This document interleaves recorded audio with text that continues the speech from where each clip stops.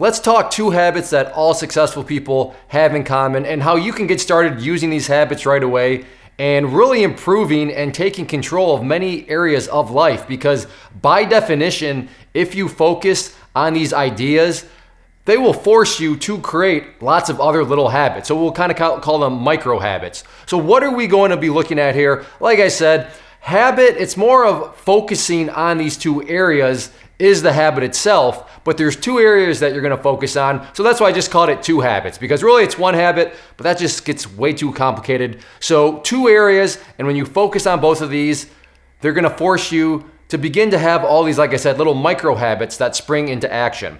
Now, maybe you've heard of these concepts before, but they're taught in like college lecture settings or, microeconomics classes. And the way they're taught, I mean, they're great. They're life-changing concepts, and they're going to force you to become very efficient and practical with how you go about your life and how you go about accomplishing goals and all that. But just the way they're taught, it's like, oh, you have this line here, and then you have this mathematical equation. It's like, no, let's talk like real life application.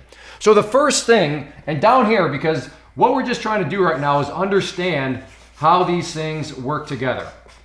And like I said, when you understand how these things work, they're going to force all sorts of other little habits to come from them. So the first thing, the first circle, like I said, the idea of this circle is from this, you have all these other little habits that are going to spring out. So it's kind of looking like the sun right now, but you're going to have all those other habits that come out from it. And don't run away after I write up the term, because like I said, I'm going to make it a lot more practical. But this is known in economics as the law of diminishing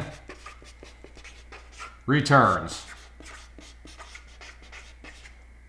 Yeah, so a very anticlimactic term. But the law of diminishing returns, what does this actually represent though? What is actually being done when you focus on this economic principle? Well, in a very practical way, we probably all said it, and we've all, focused on the law of diminishing returns before. But have you ever heard somebody, or maybe you've said this to somebody? So you're saying something, you're talking about something, then you usually end the sentence with, to a point. So for example, the law of diminishing returns in the real world is, donuts are a great thing. I love donuts to a point. What does to a point mean? Well, there means that as time goes on, the return that you get from the pleasure of all that dough and sugar and deep friedness, the return you get diminishes, right? So that first donut you eat, fantastic. The 50th donut you eat, you have diabetes. You no longer want to eat that 50th donut. Why? Well, because donuts are good to a point. Everything in life has a law of diminishing return. It's only going to give you so much. Here's another way to look at it from more of a kind of a business standpoint. Let's say that you have an employee, and that employee, for every hour that's worked, is going to make you, as the business owner, let's just say $50 in profit. I'm making that up. So the math would say, okay, well, let's say you have 2 employees. Okay, well, if 2 of them can each make $50, well, that means you're going to have $100. What about 3 employees? Well, each one does 50, so that's $150. But there is a point where it actually goes the other way. So let's say there's 100 employees. Well, that's good to a point. What's the point here? If you have them in some little tight compartment and now everybody's trying to work like this, but you don't have enough room, guess what just happened? Now none of them are making you $50 per hour. Maybe it's $5. Maybe it's actually losing money because literally nobody has enough room to work. So that's another way the law of diminishing returns works, because I have employees are great. Employees can make me a lot of money to a point because, well, at some point, right, you would have to either stop hiring people or expand to a literally bigger facility because, well, now those workers, they just can't operate. So when you focus on to a point, it's going to really help complement this next area. So this next area that we got to learn about, this next little habit is, again, don't let the word scare you off, but this is called opportunity cost. Maybe you've heard of it.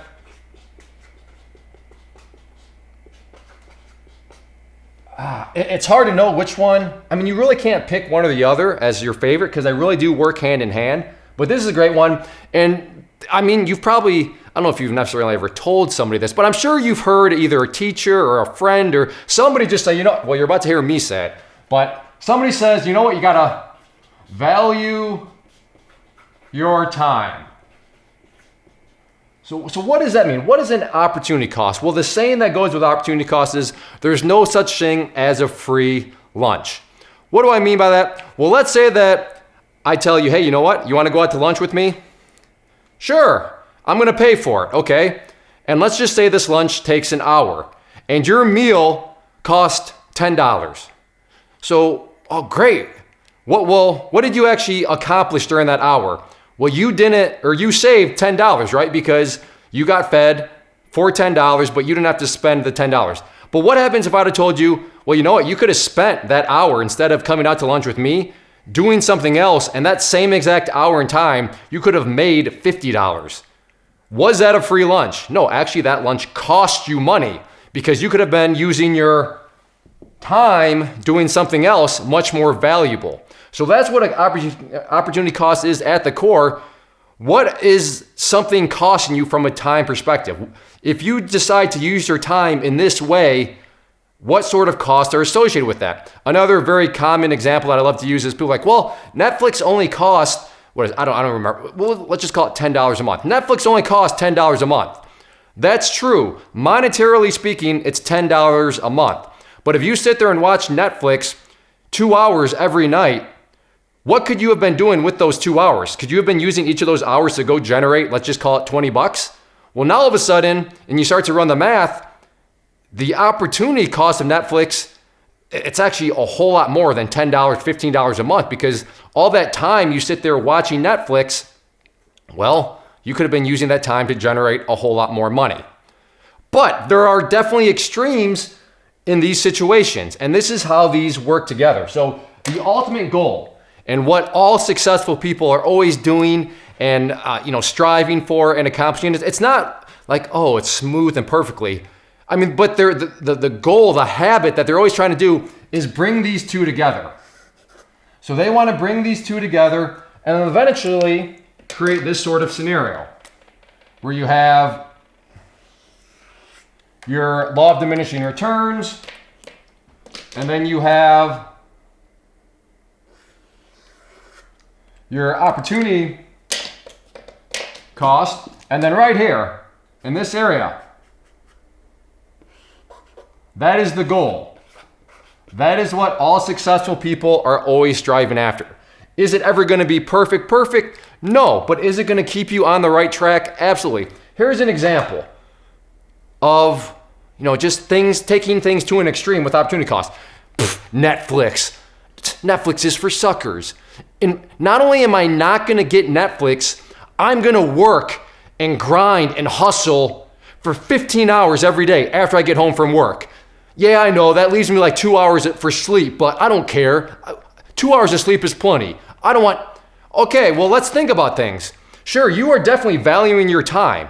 You're not doing anything else with your time other than doing your regular job, 1 hour of sleep, and then you are hustling and grinding. But what about the law of diminishing return? Do you think your mind's ultimately going to be able to function on 1 hour of sleep, 1 hour of sleep?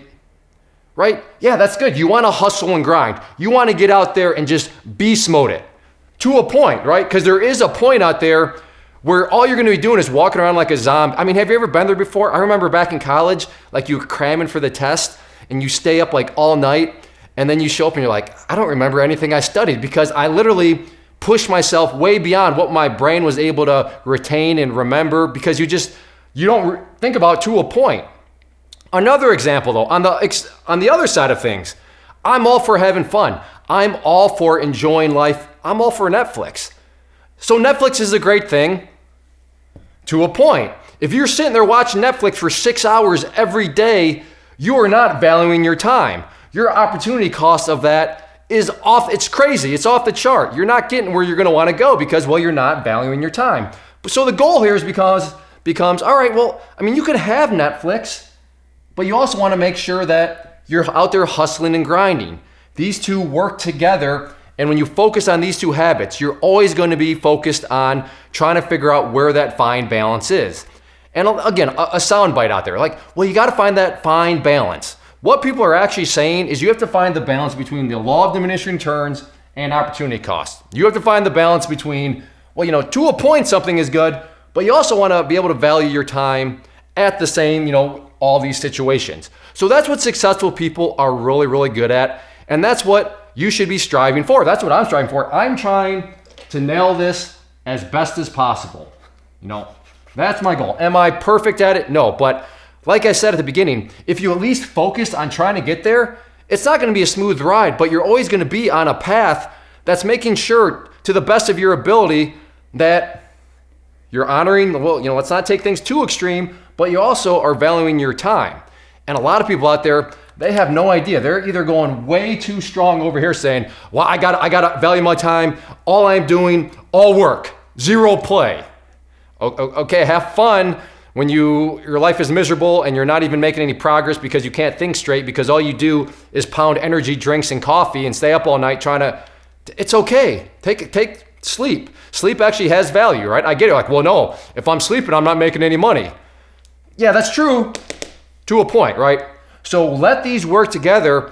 And when you focus on these two habits, the habit of understanding the law of diminishing returns, like I said, to a point, and the habit of always looking at your opportunity cost, of valuing your time, and letting those habits work together, you're going to start to just notice, oh, wow, well, look at that opportunity that just came about. Oh, wow, look at that opportunity that it's weird how oh, wow, that was kind of lucky. It's weird how luck all of a sudden pops up and how opportunity all of a sudden pops up when you focus on these two habits. So start to focus on the law of diminishing return, opportunity cost, and I promise, you're gonna start to see a bunch of changes in the positive occurring in your life.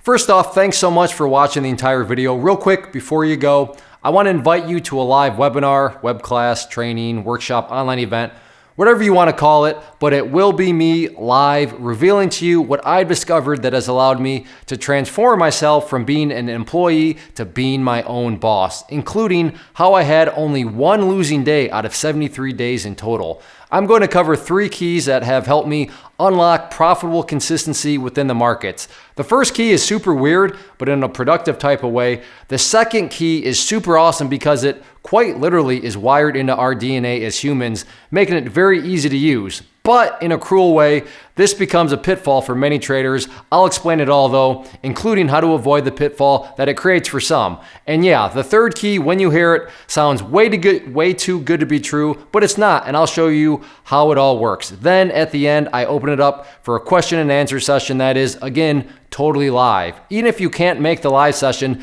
please still sign up as it will be recorded, and you can go back and watch the replay that I will send you. Click the image on the screen or click the link down in the description box so you can get the date and time and claim your spot, which I should note is limited due to the fact that this truly is a live event. If you have any questions, let me know. If not, I'll be seeing you soon.